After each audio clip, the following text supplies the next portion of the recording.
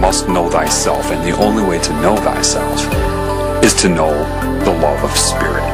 And once you bear witness to that, it's going to be very, very difficult for Satan to prove to you that you are responsible for anything it did through you, to put you in guilt. The creative spirit loves you. Do not let the experience change you, no matter how painful your experience may become or pleasurable it may become. Both pain and pleasure are the same as far as Satan is concerned. Pleasure is nothing like the true joy of being commanded by spirit, and I can guarantee you that heaven is anything but boring. You won't be like, all these rules. No, because you will create that. You would come to the same conclusion that rules try to impart in this insane reality. If you're honest with yourself, you will see that this world is insane. The whole food chain is insane. What sane mind would create a world where life consumes itself? Well, that's God just subjectively experiencing itself to learn. What?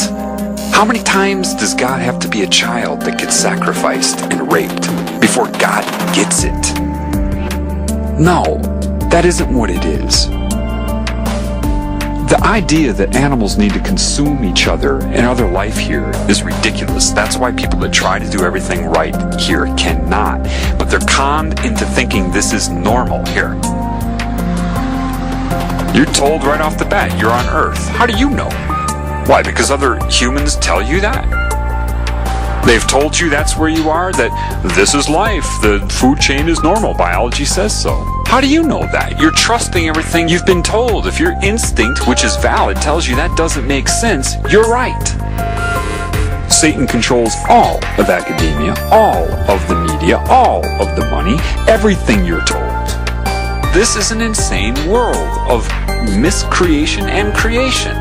It makes no sense. What sane mind would create something like a mosquito, a tapeworm, a wood tick? There's no reason for that. It doesn't make any sense. Why did it happen? This is a world of both true creation, manifestation out of love, and miscreation, both created by a mind. But if the mind is not commanded by spirit and or love, the larger picture, then it's just math, because the mind is math. And if it doesn't have the correct guidance, then it's only mathematical probability. Do you understand that? Meaning you could take a knife and cut your hand off right now, but you're not doing that, are you? But mathematically, it's probable. Those that are not commanded by spirit or have been taken over by cancer see the world as math. Random calculation of possibility, and it can snowball based upon pain and pleasure. This is why they, what you call the Illuminati, are likely to do something incredibly humanitarian one day, and then something incredibly heinous and horrific the next day. Mathematical probability. They see no limits. They want new formulas, new calculations, new colors, new sounds, you know? There's only one truth.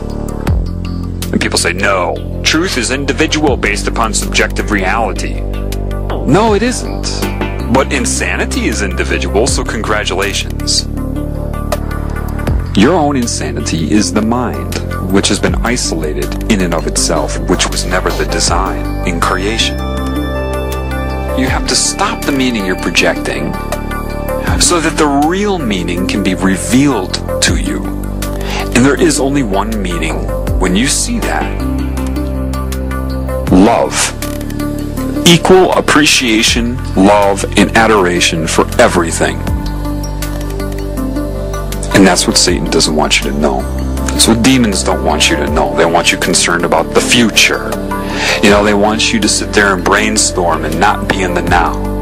And they're strategizing against this because they know this knowledge is going to get out. That's why you would see the movie Love Guru with Mike Myers, right?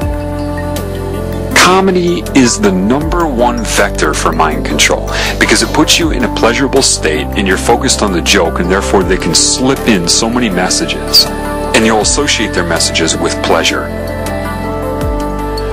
They make fun of the idea of being here and now with comedy.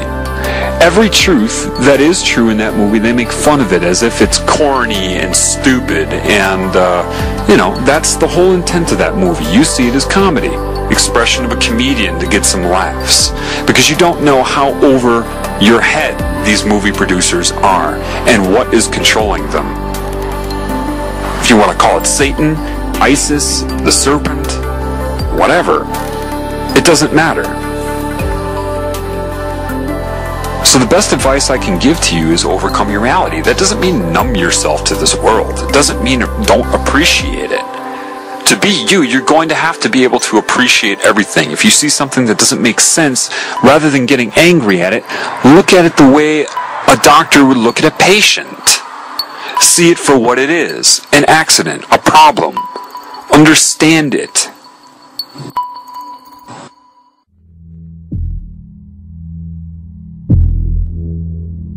Here's the problem with the Bible. Think of riding a bike.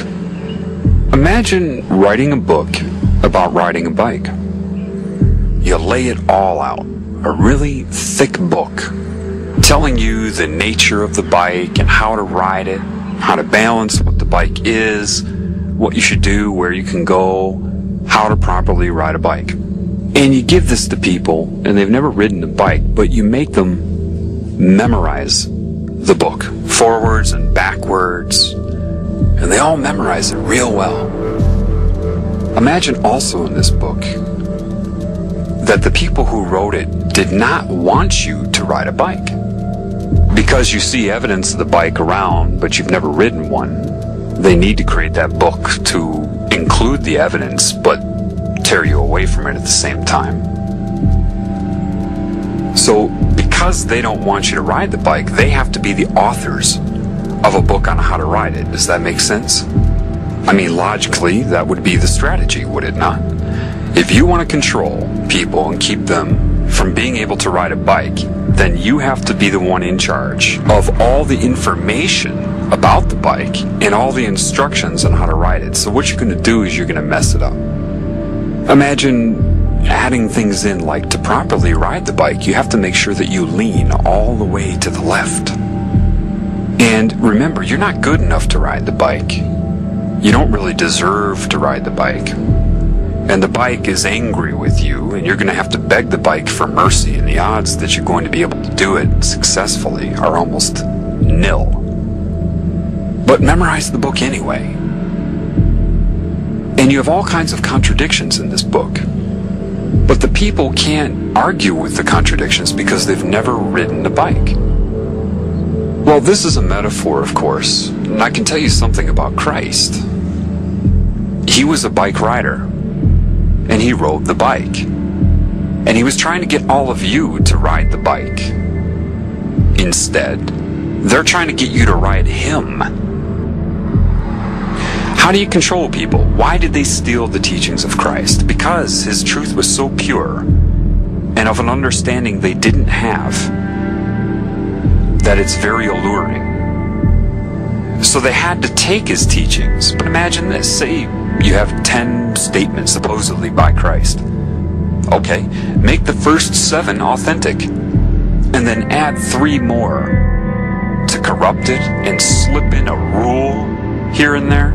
Some sort of rule about society and you that he didn't say. That's how you do it. And that's what they have done. And you're not going to be able to see what is and what is not until you ride a bike. If you haven't ridden a bike, how can you read a book about riding bikes that is corrupt and be able to see the corruption? If you haven't ridden a bike, you're